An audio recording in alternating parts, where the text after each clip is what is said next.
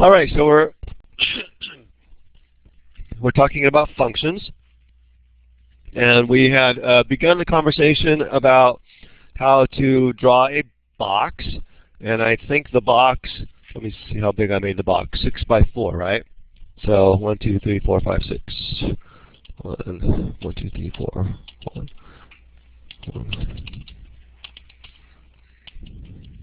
So that's the box we're trying to draw. And I'm pretty sure the last time we at least got to the point where we were saying something like draw top, draw, I don't remember if this is exactly what we had, but something along these lines, right? And we were I remember we talked about why draw bottom was a bad idea, right? So we said, well, someone said, well, we could say draw top, but then that doesn't really make sense because that's not what we're doing there. So I gave you the principle that if possible, it's nice to have very general names for what the function does, and try if you can to not make it be named according to its context. Does that make sense? So when we named draw top, we were naming it according to the function that it had in this particular context. It was drawing the top of a box. It's not always possible. It's not even always best, but usually it's best if you can make the name more general so that you might be able to use it again in some other context. Okay, so we talked about draw line, and I think we even got to the point where we called it draw horizontal line. And then we can call it here too, tall line. And then I'm not sure if we got to came to an agreement about what that second step should be called or not. I don't think we did. Any suggestions? Draw vertical lines. I like that. That's pretty general. That's pretty much what's happening. Any other suggestions? Go ahead. Draw columns. Okay, I guess that's pretty much the same thing, right? As drawing vertical lines. So, but shorter. It is shorter.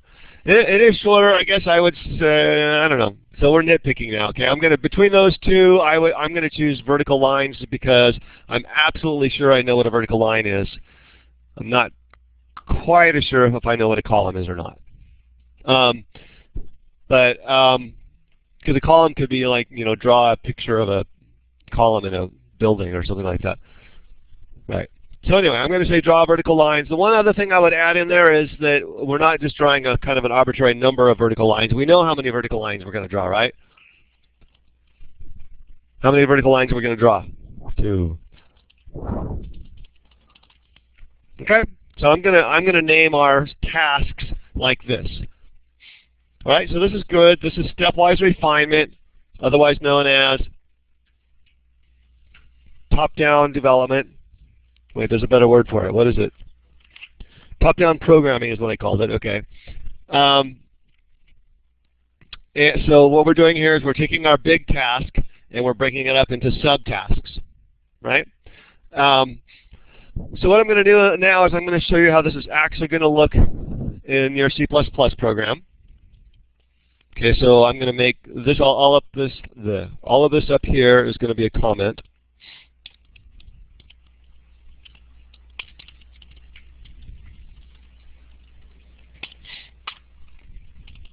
Okay, and then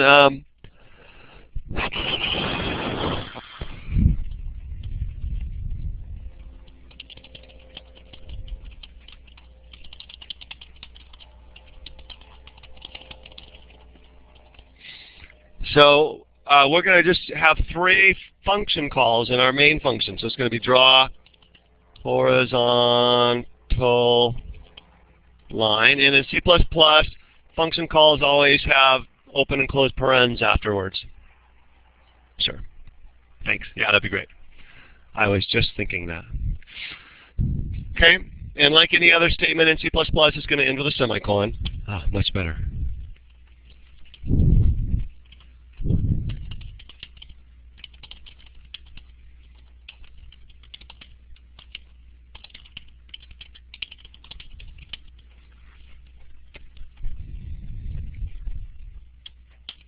There we go. That's our main function. Any questions so far? So are we done with our program?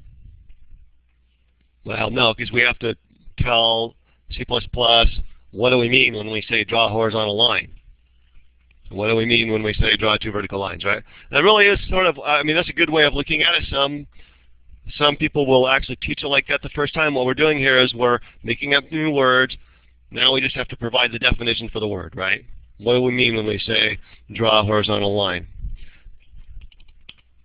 Here's how you define a function in C++. Void, and then the name of the function.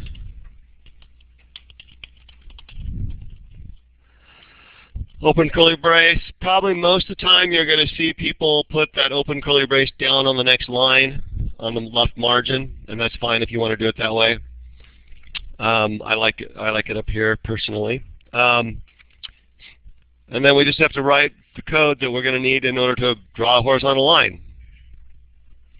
So let's go ahead and do that. What are we going to need to do here to draw a horizontal line?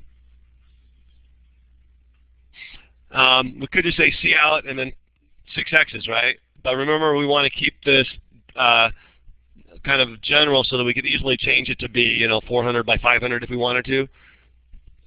Go ahead. Well, that's a good idea for how we could make our, improve on our program, I suppose. But at this point, I'm just saying let's write a program that makes our draws a box that's 4 by 6. Okay, and we'll go there next actually. But this will be simpler to just do it this way for now. Yeah, we want to write 6 x's on the screen. So we're going to use a for loop. I was just trying to figure out if that was me or not.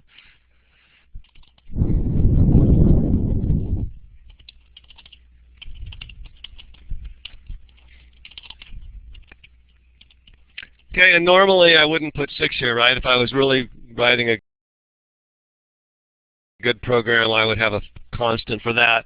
But I'm going to just go with 6 for now because we're going to end up changing it out pretty soon anyway. Yeah?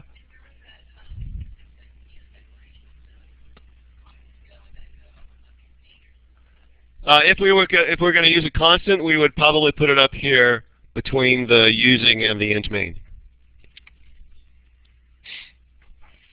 Okay, so what do we want to do 6 times? Draw an X.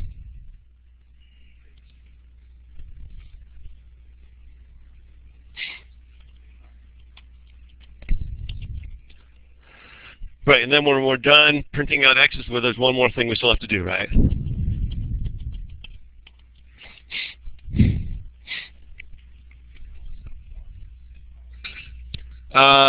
Well, where's the system pause going to go?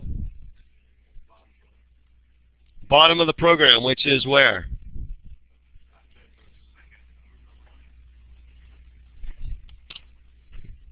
Right there. Does that make sense? So that's going to be the very last statement that gets executed in this program. Is the last statement there in me. So system pause if we are using dev C++.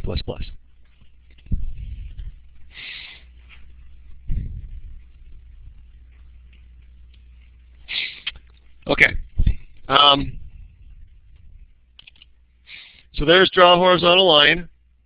Are we done now? No, we still have to define the draw two vertical lines function, right? Okay. Draw two vertical lines is going to be a little bit more involved than the draw horizontal line function. So I'm going to say, let's not dive right into the details. Let's continue to use our stepwise refinement again. Okay, so let me put void draw two vertical lines.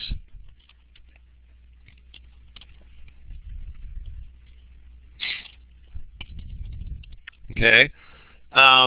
So in the process of drawing these two vertical lines, if you look back up here at my picture, that's this part here, right? How could we, is there anything that you could think of that might be a subtask for drawing these two vertical lines?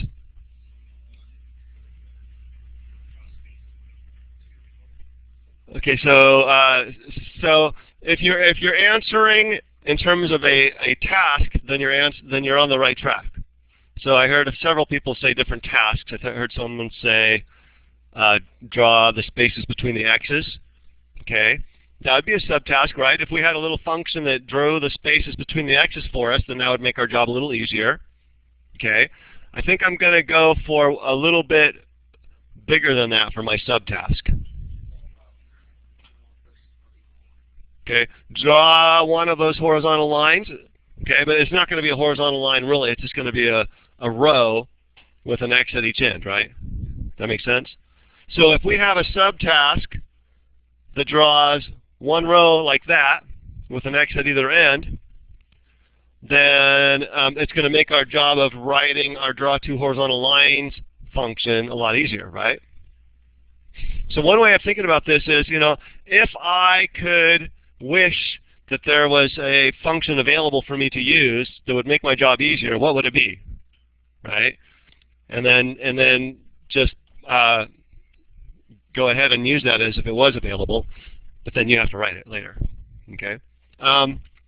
Another way of looking at this process that I like to say is it's kind of like procrastinators tend to be good at this, right? Because what you're doing here is you're trying to put off the hard work as long as you can, right? So instead of just diving in and getting all the work done at once, I'm going to do as little work as I can now and put off as much of it as I can for later. Draw 1x. Well, no, but I still have to get the job done, right? I have to figure out a way to get the whole job done while putting off the work until later. Yeah.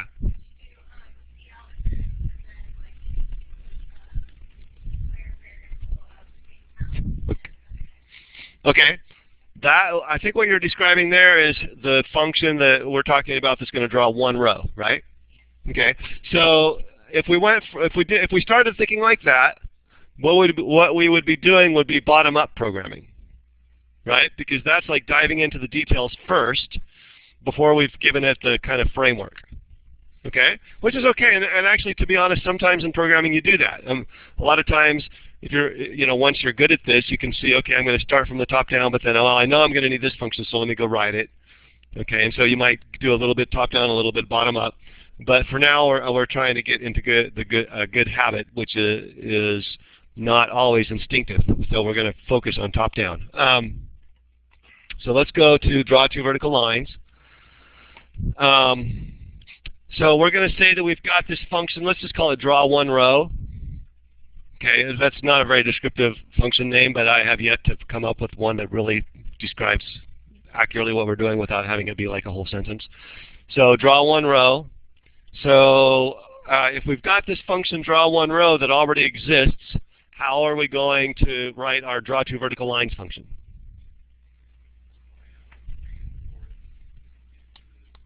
Okay, so we want to draw two of those in this case, right? So for int, I'm going to call it row count, get 0, row count less than 2, row count plus plus, draw one row. Whoop.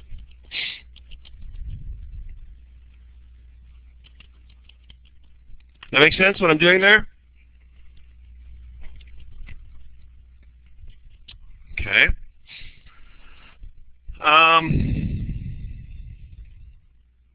So now we just have to draw. We have to write the draw one row function. So draw one row. Oops. And so draw one row is going to be what was suggested before. We're going to just print out an X. And then what? We've got to print out 4 spaces, right? So for int space count, get 0, space count less than 4, space count plus plus, cout space. Oops. Okay, now what's left?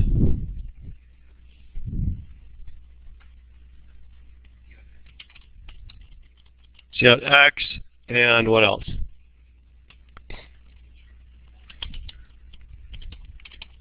Ah.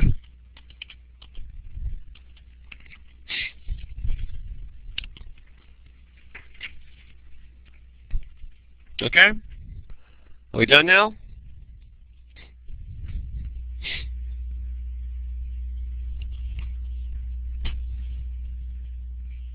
Okay. So my argument for you in this class is that I want you, anytime you can possibly make something into a subtask, I want you to do it. Okay? So, you know, a lot of people are going to approach this exact same task, and they're going to say, well, it's really not that big a deal to just put the code for draw one row right in there. I'm not going to make a separate function out of it. Okay? And maybe in the real world that might even be okay. But for us in here, I want us to just get in this habit of every time we can create a subtask that makes sense and that we can give kind of a logical name to, we should go ahead and do it. All right, I have some notes here I wanted to talk about.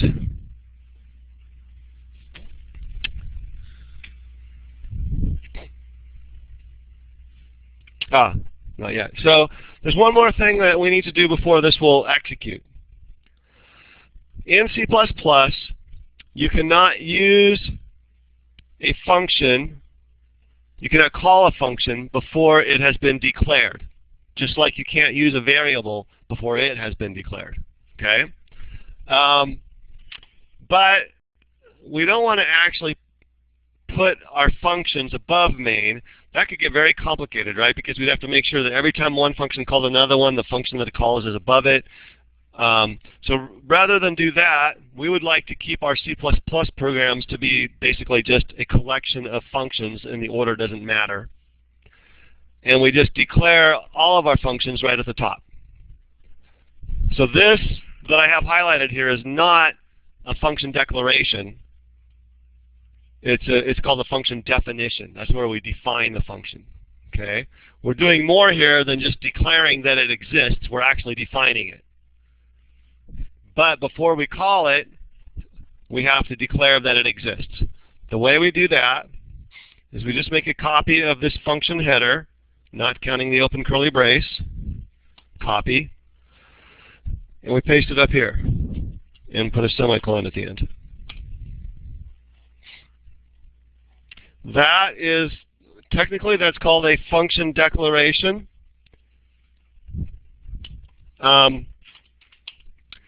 Most people call it, just, you know, in general conversation or whatever, most people are going to call it a prototype.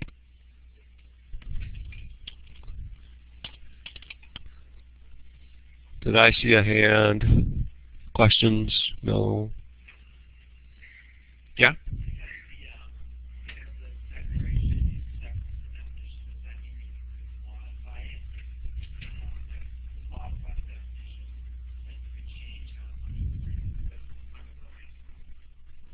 So the question was, because the function declaration is separate from the function definition, does that mean you could change what the function does as the program is running?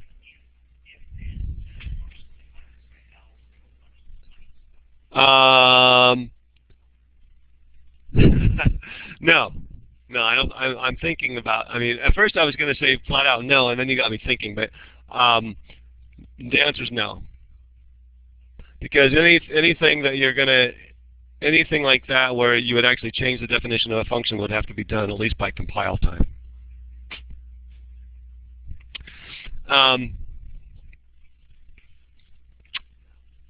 There are some interesting things you can do, but I'm not going to go into them now because we don't want to go down that path right just yet. Okay, so I think I'm done.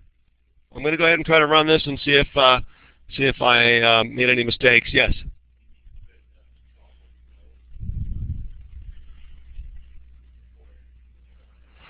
Below main. You mean inside here? Okay, so remember what I have here is the function calls. And what I want to do in order to achieve my, that's a great question. So the question was, do I need draw one row inside here someplace? Great question, okay? Remember, what goes in here is actually the steps that the computer is going to do. So the first thing I wanted to do is to draw a horizontal line. The next thing I wanted to do is draw 2 vertical lines. And the next thing I wanted to do is draw a horizontal line, and then I'm done, right? So is there some place in there where I need to add, draw 1 row? No. Right, it's a subroutine of a subroutine. It's a function that's called by a function that's called by main, okay? But that's a great question because that I see that a lot, right? People will hand in a program and there's this extra call to draw 1 row in there, so I can see that that misconception is common. Any other questions before I run this? Anybody want to take any bets on whether we actually... That's a lot of code to get right in just one shot. You think what? Oh.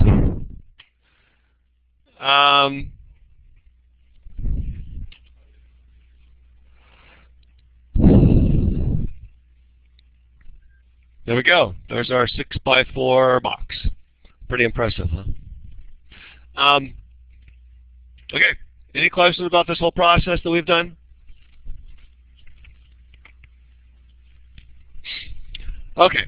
Somebody suggested that we should let the user tell us how tall and how wide to make the box. So why don't we go ahead and do that, okay?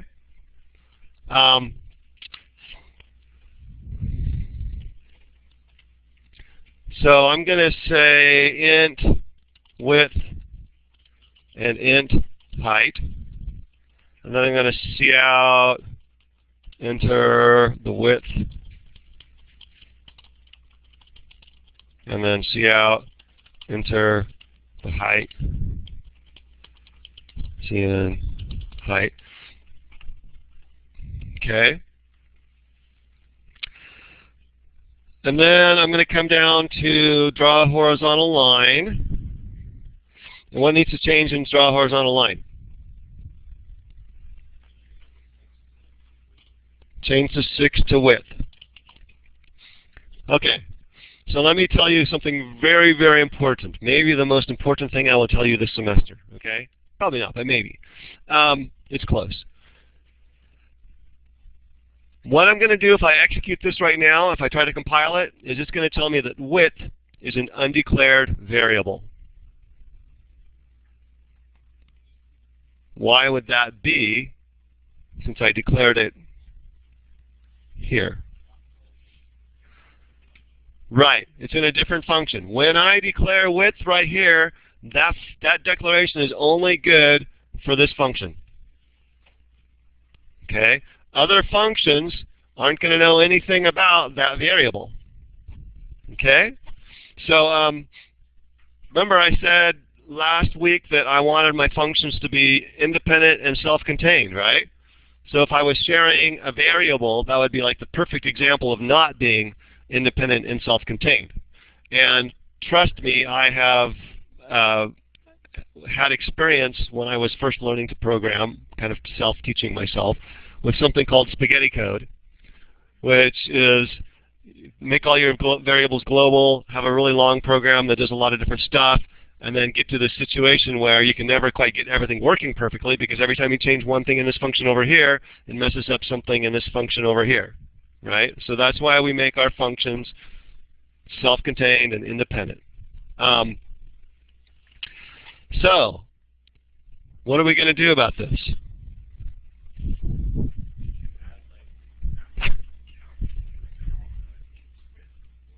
Right here? Inside here, is that what you mean? Sure, or better yet, I mean, I think just declaring it there is kind of what you're thinking, okay?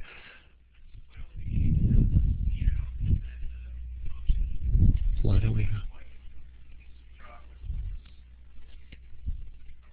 don't we have this cout inside main? Is that what you said? Oh, why don't we have it inside here? Well, because then, remember, we're calling draw horizontal. That's a great question. We're calling draw horizontal line twice, right? So do we want to say, how wide do you want the rocket? The box. And then they enter 6. and then we draw a horizontal line, and then we draw the vertical lines, and then we say, how wide do you want the box again? And they enter 6 again, and then we draw another horizontal line. I think I lost you. If we ask how wide we want it right here, what's going to happen is every time we draw a horizontal line, we're going to ask how wide we want it right before. Wait, before we start solving the problem, I want to make sure everyone got that. Does that make sense? Let me do it actually. Okay, let's take it out of here, because I think if you don't get that, and I'm getting lots of blank stares, so that's why I'm thinking that maybe you don't get it. It might mean that we're missing an important concept. So if we take it out of there and we put it here instead,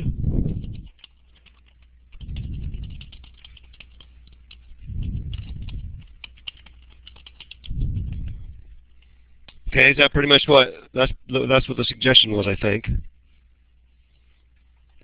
So let's see what happens. Into the height, we didn't use that, so whatever, put 4.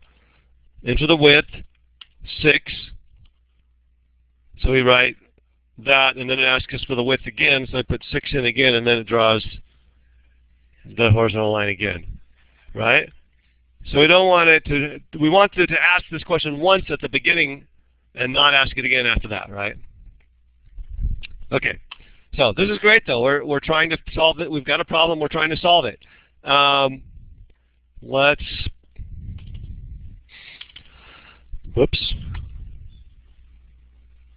What have I done? Put that back and take this out. Okay, what do you think about the solution right now? Am I going to get a compiler error? Am I going to get an undeclared variable?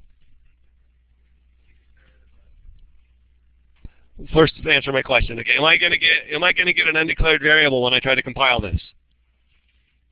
No, because I've got width declared right here inside draw horizontal line, so I'm good. But it's not the same width. Exactly. Okay. So that's number 2 in my list of important things that I want you to make sure that you get today is they have the same name, but those are 2 separate variables. There's a variable width in this function, and there's a variable width in main, and they are not related in any way. That make sense? In fact, inside the computer, there's going to be 2 separate memory locations allocated. There's going to be a memory location allocated for this variable, and the computer's going to know that that's the variable width from main. And then there's going to be another variable allocated in the memory here, and it's going to be, the computer's going to know that that's the variable width for the function draw horizontal line. 2 separate variables. So somehow we need to get the information stored in this variable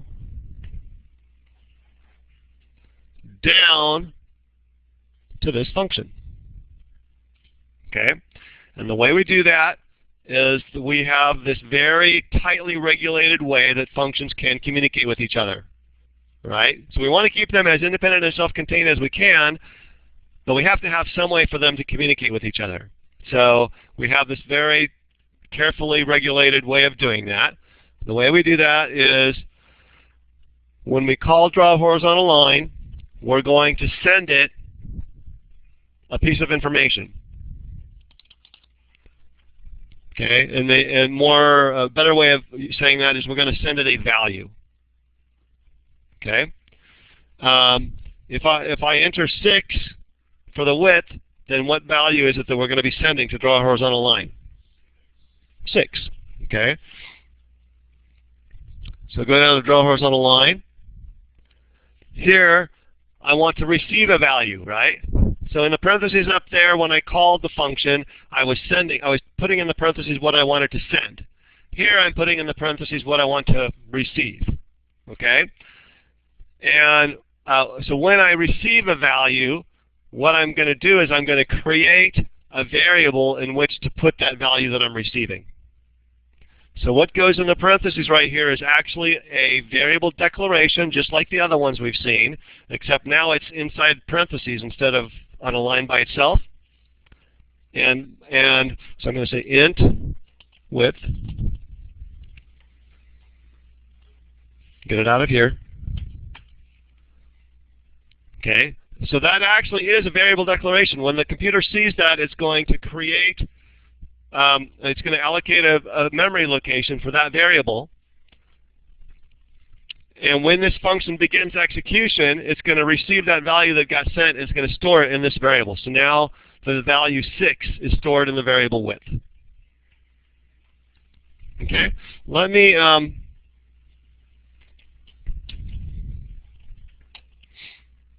so you may be wondering why I am like going over this in like painstaking, careful detail. And the reason is that it is extremely easy to get misconceptions about what is going on here. So I'm trying to be very, very careful.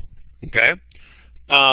Take a look at that and tell me if it makes sense. You know, if it makes sense, kind of like try to smile or make your face bright or nod your head or something. And if it makes no sense at all, just keep staring. Okay, so then I'll know like how many people are getting it and how many don't. I'm mostly kidding.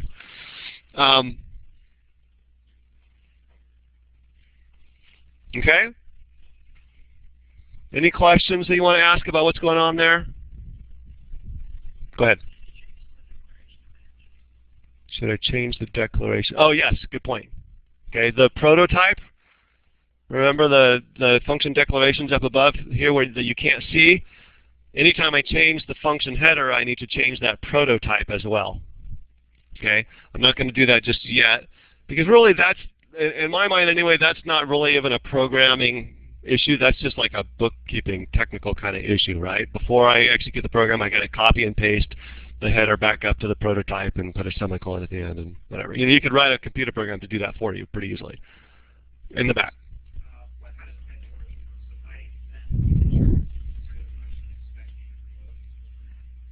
Okay, so the question is, if I send an integer to a function that's expecting a float, first of all, let me say that that's getting ahead of ourselves a little bit. Okay, so first I want to make sure you understand the mechanism here, but I'll answer it anyway. The answer is that, see, there's some type conversions of C++ will do automatically, and there's some that it won't. Changing from an int to a float is one that it knows how to do. So it'll just automatically convert from an int to a float if it needs to. Okay? Someone else had a question.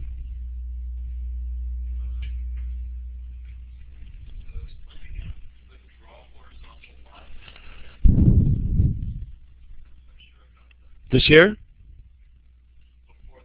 This one here?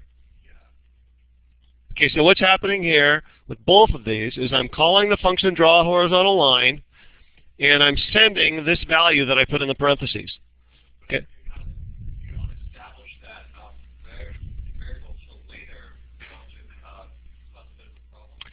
That's right, but I've established, and you're using the word established, that's not really a programming term, but I will use, there's two different things I'll say. I've declared that variable here, and then I've given it a value here, so it's ready to go.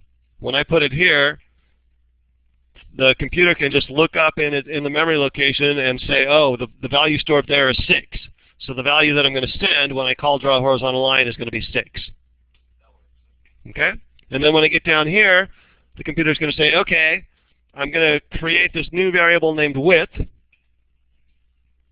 And, okay, let's see what value got sent. This value that got sent was 6, so I'm going to put a 6 into this variable width before I do anything else. And it's only going to be visible inside this function. So when this function gets done executing, this variable literally goes away. It's gone. Okay? And when I say literally, I mean inside the computer does some stuff that makes it so that it is no longer going to look at that variable anymore.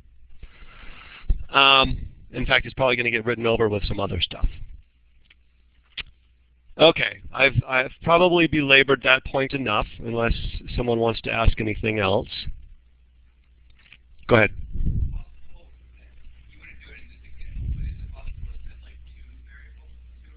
Yes, and we'll get there in just a second, okay? So, part of the skill that I'm going to be trying to teach you here is how to figure out what the parameters are you're going to want and what the arguments are you're going to want. I guess I need to define those terms. So when you write this variable declaration down here in the function definition, okay, I'm using a lot of new words. So if you need me to just like repeat stuff again and explain some of those words, feel free to stop me, okay? Let me say that again. When you are looking at or referring to this variable declaration, which is in the function definition, you call it a parameter. When you're looking at this right here in the parentheses in a function call, you call it an argument. Okay? So those are the correct terms for those two things. Okay? By the way, can I just digress for like 1 minute here? Okay. We're seeing the word draw a horizontal line in 3 different contexts here. So you should make sure you keep those straight.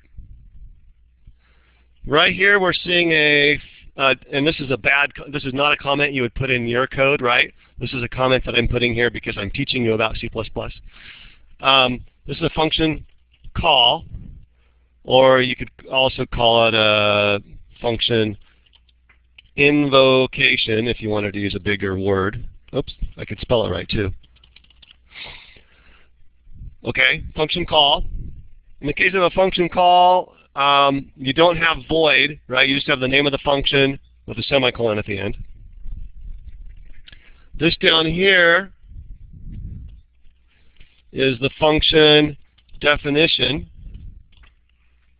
Okay, and there you do have the void, and you don't have the semicolon at the end.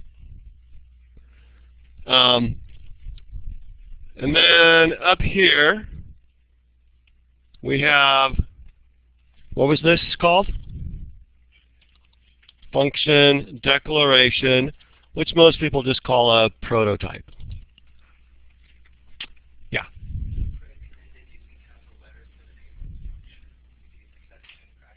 The question is, the book recommended using a capital letter for the name of a function, and I would not recommend that. In fact, I don't think that's usual. No, you could be right. I think that, but I think I don't think you're going to see that in most textbooks. I would say no. Right, but you always know you're talking about a function because there's going to be parentheses at the end too.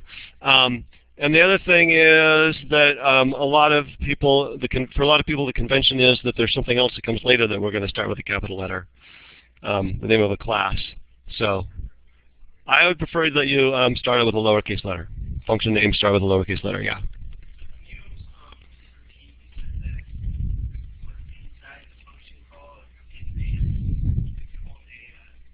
Right here? Yeah. The thing inside the parentheses when you call a function, okay, so this is we're calling a function, right? The thing inside the parentheses here is an argument. One more thing about, we still need to update our prototypes here, right? So I'm just going to copy and paste again. That's all I ever do for prototypes is just copy and paste.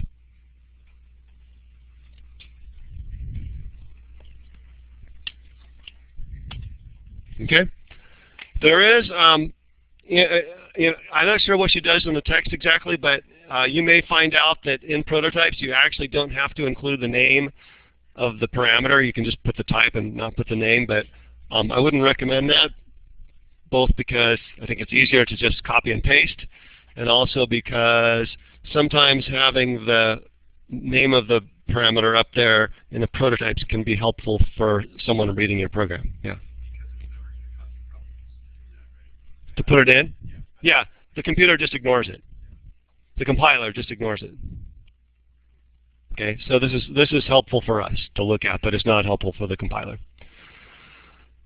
Okay, I want to go on now and draw two vertical lines, okay? Because right now we're changing the width of our horizontal lines. Oh, actually, there's one more thing I want to do. Did you hear what I just said? We're changing the width of our horizontal lines. Does that sound right? I mean, did I? Well, lines do have a width, but that's not what we're talking about here, right? No, you're right. They don't have a width. You're right. Mathematically speaking, lines don't have a width. So really what I'm talking about here is not, down here, when I'm looking at this function, draw a horizontal line, does it make any sense to say, and what I need to know in order to draw my horizontal line is the width of the line? I don't think that makes any sense, right? When I draw a line, I mean, even aside from mathematics, okay, if I'm telling you to draw a line and I want you to draw it so wide, that's not what we're talking about here, right? What we're talking about here is the length of the line. Okay? Or maybe even to be more specific, what I'm talking about is the number of x's in the line, right? Okay? So how many people feel totally confused now that I changed that from width to num x's? No problems? No one's willing to admit it anyway. Okay, go ahead. Oh, great question. Okay, since I changed num x's here, does that mean I need to change it to num x's up here?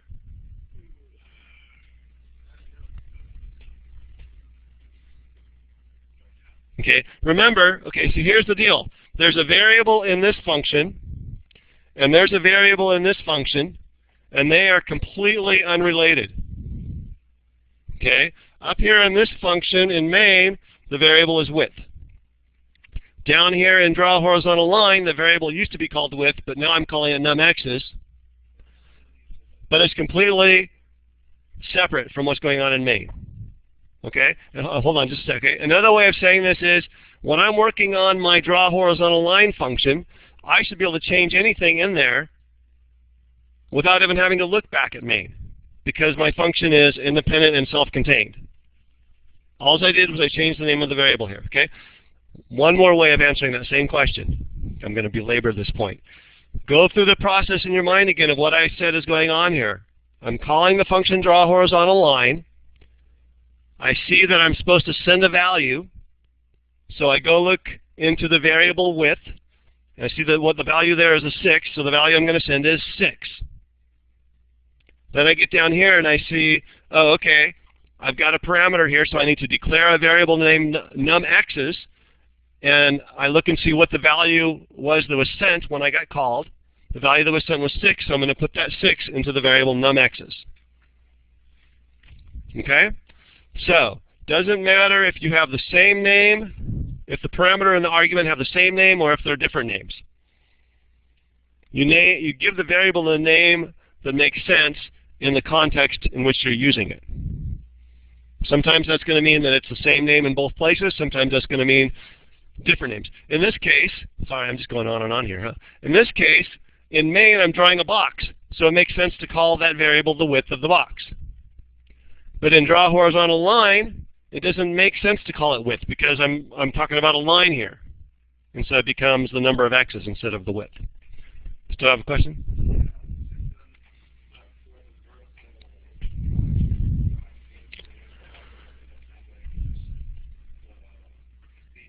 Okay, so we're looking ahead a little bit, and we're asking, okay, when we do the draw two vertical lines function, what is the width going to translate into?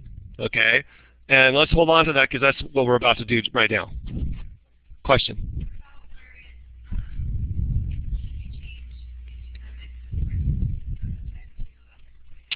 Probably, yeah, that's a good point.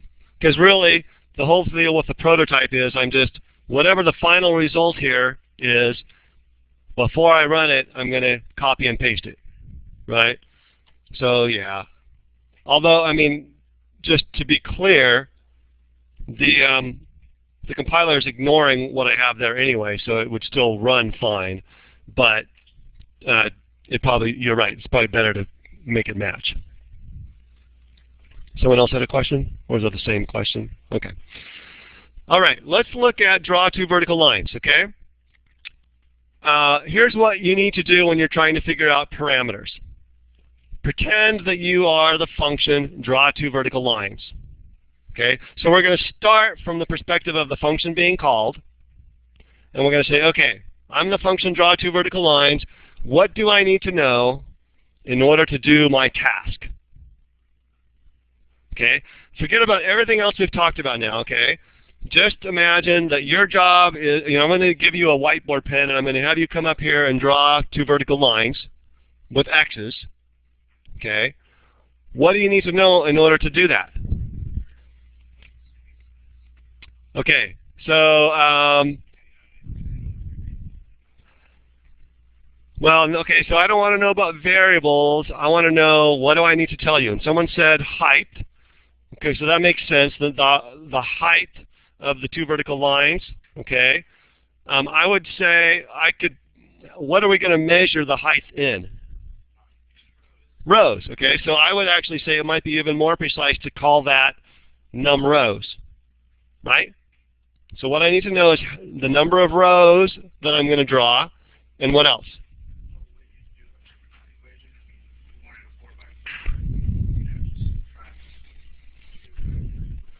So I don't know. See, I'm the function draw two vertical lines. I don't know anything about a 4x4 or anything like that. All I know is I'm trying to draw two vertical lines.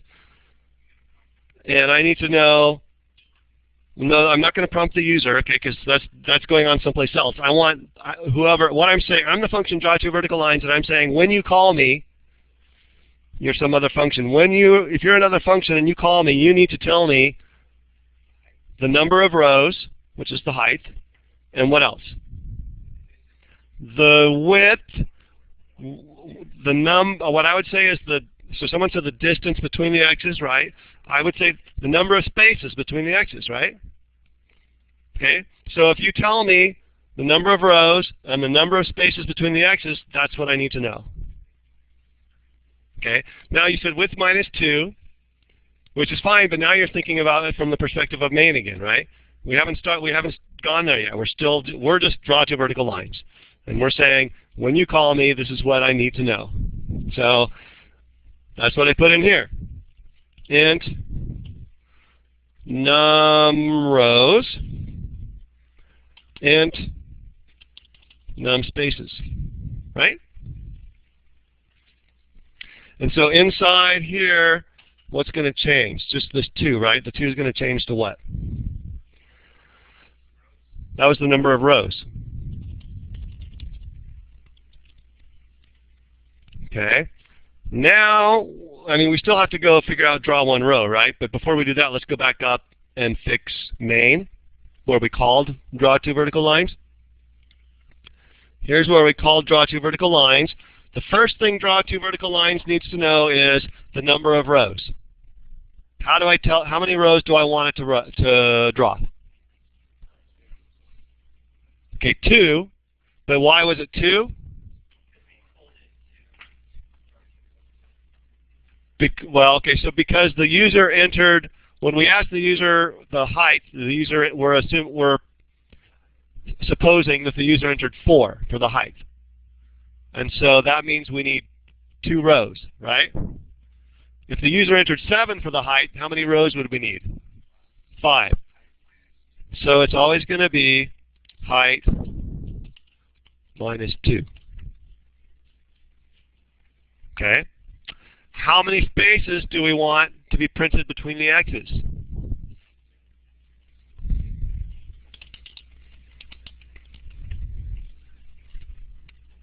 That make sense?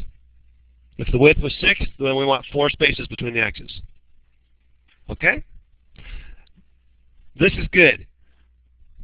We could have just said, okay, I'm going to call it draw two vertical lines, and I'm going to send it the width and the height. And then draw two vertical lines, we would have received the width and the height of a box and had to do the math ourselves inside draw two vertical lines. But then you're kind of tying down the draw two vertical lines function to that particular context of drawing a box, right? So by doing it this way, we've made it a more general purpose function that we could then use someplace else. Okay? All right.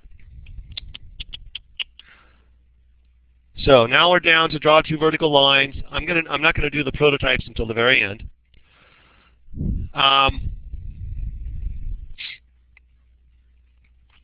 So now let's go to draw one row. So what we're doing now is we're fixing up the communication between draw two vertical lines and draw one row. And what I'm saying is that you should, when you're faced with that situation, you should first look at it from the perspective of the function that's being called. So let's look at draw one row. In order to draw one row, what do I need to know? The number of spaces between the x's, right? So num spaces. And then I just put num spaces here.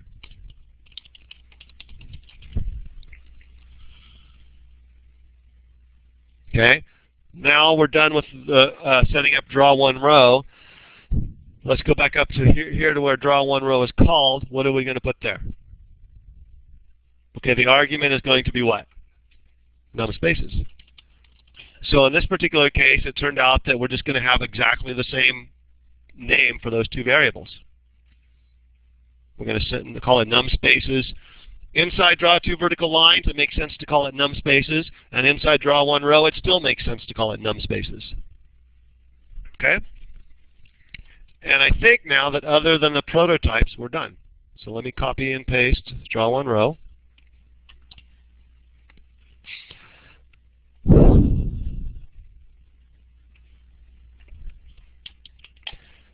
And let me copy and paste draw two vertical lines.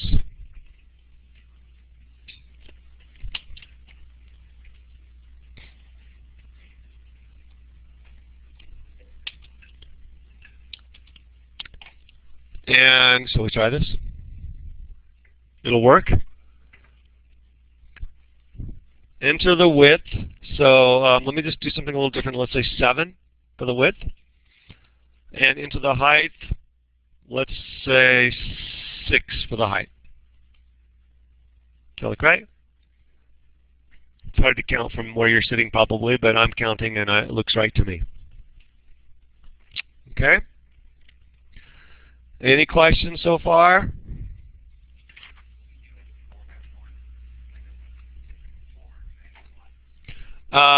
Okay, let's try it. Just because we're bored.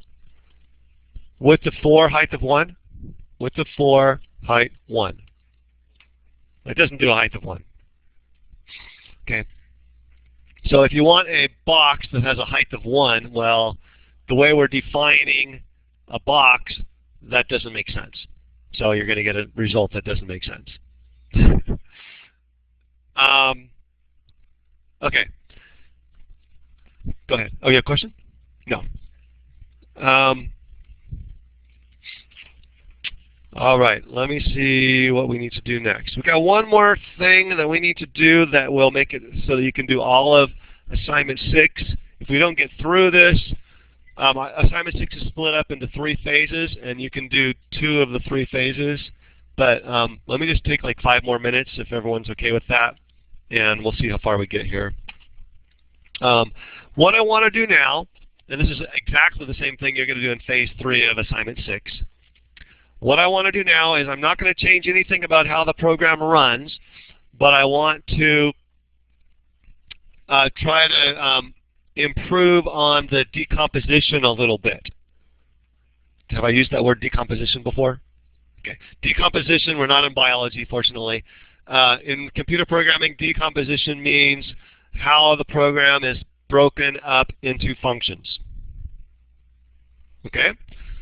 And what I'm seeing here is I'm seeing in my main, it's getting kind of long.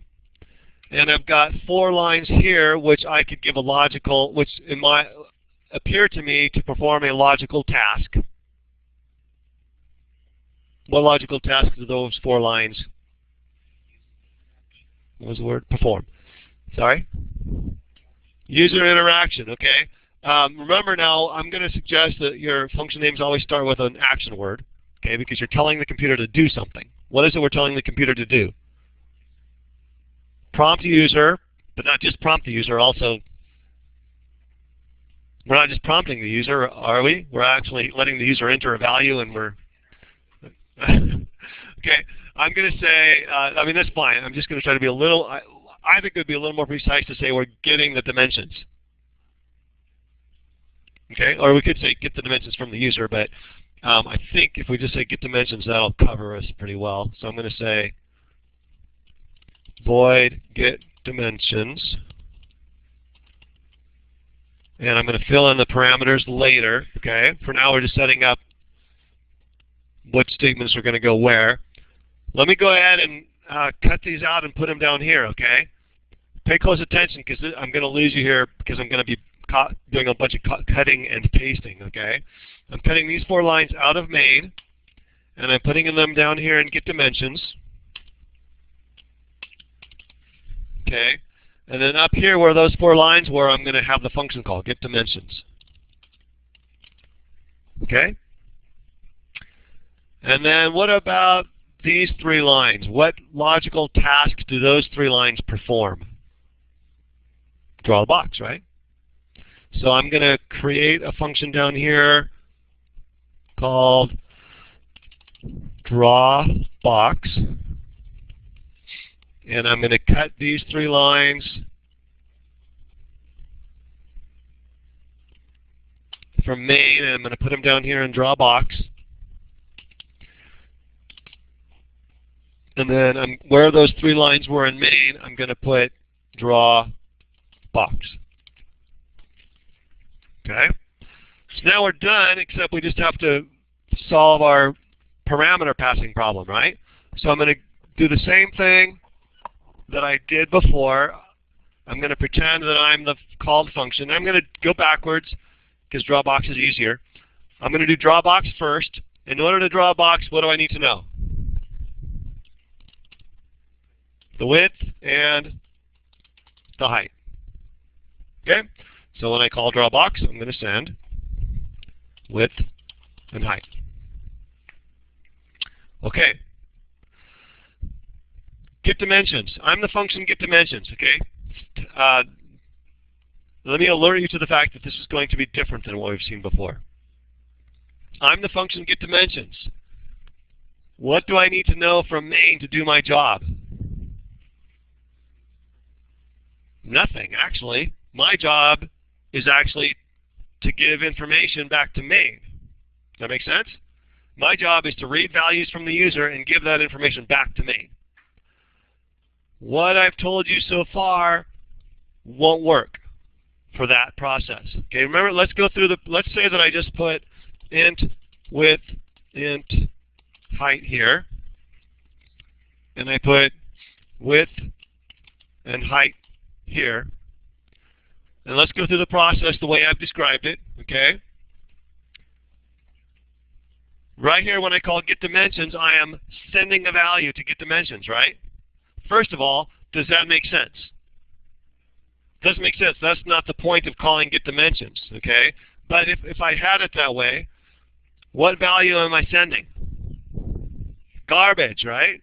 All I've done is I declared this variable width, and then I'm going to send garbage down to the get dimensions function. Okay, and so what's it going to do with garbage? And then what it's going to do is get dimensions is going to replace that garbage with a value that the user entered. And then what's going to happen to that value that the user entered when this function is done? It goes away, right? Because this is a local variable, and when I reach the end of my function, the local variables just go away. So what you need here is you need another mechanism that I haven't told you about yet, so that a function can give information back to the function that called it. Okay? And so for now, I'm just going to throw it at you so that if you want to finish assignment 6, you can probably do it just by doing a little pattern matching. And then we're going to talk a lot more about this next time. But basically what we do is when we put ampersand between the type and the variable name, that makes it so that the function is telling the calling function the information instead of the other way around. Question? Yes. Okay, you're thinking of something else, which we'll get to. Okay, so all this means, let me say that a little more precisely, last thing.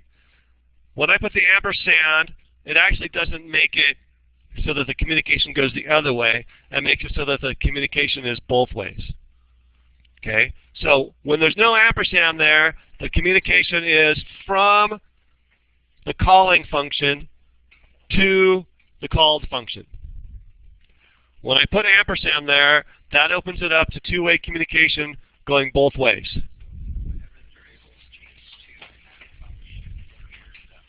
Whatever happens to this variable down here in this function, that is going to also affect the corresponding argument back up here where it got called.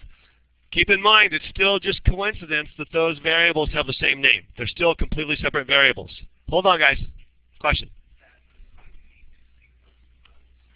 No, this is a general programming concept. Okay. Well, the ampersand maybe, but the concept. We can talk about that next time. So I think that's good for now. You have everything you need to know to do assignment 6, but you may want to hold off on phase 3 if it's a little confusing, because we're going to talk about this pass by reference mechanism a lot more next time.